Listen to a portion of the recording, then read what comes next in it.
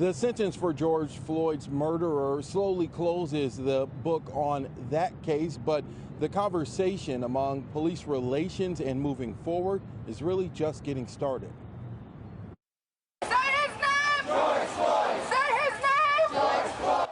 This time last year, thousands marched in Dallas and in cities around the world calling for police reform in the wake of George Floyd's murder. Friday, Derek Chauvin, the former officer who killed him, was sentenced to 22.5 years in prison.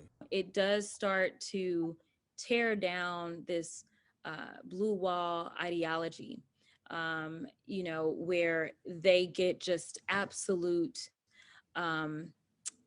immunity from criminal prosecution. The criminal justice system works, no matter who it's applied to, and we trust it. Floyd's death brought a larger spotlight on police practices and community relations. We talked to law enforcement, activists, and civil rights lawyers about what this sentence means and how do communities move forward.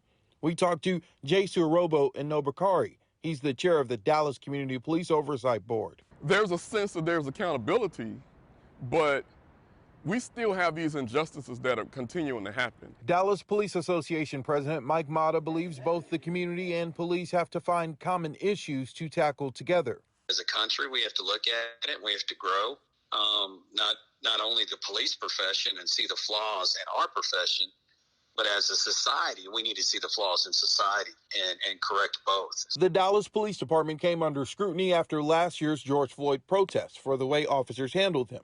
That includes limiting the use of less lethal weapons during public demonstrations and a duty to intervene requirement if one officer sees another losing control. Police reform isn't about punishing law enforcement. It's about protecting law enforcement as well as protecting citizens. And sadly enough, so many citizens don't feel protected in today's climate. State Representative Jasmine Crockett is also a civil rights attorney. She and other Democrats push for sweeping police reform in this year's legislature, though one bill named after George Floyd never made it past committee. And she expressed some frustration Friday with the length of the sentence. If anyone had done anything similar to what he did to George Floyd, something tells me that the entire book would have been thrown at that person, whether they were a first-time offender or not. In 2019, former Dallas police officer Amber Geiger received a 10-year sentence for the murder of Botham Jean in his own apartment. And former Fort Worth police officer Aaron Dean is awaiting trial for the killing of Tatiana Jefferson inside her mother's home. Both reminders of the work ahead. We have a lot of work to be done.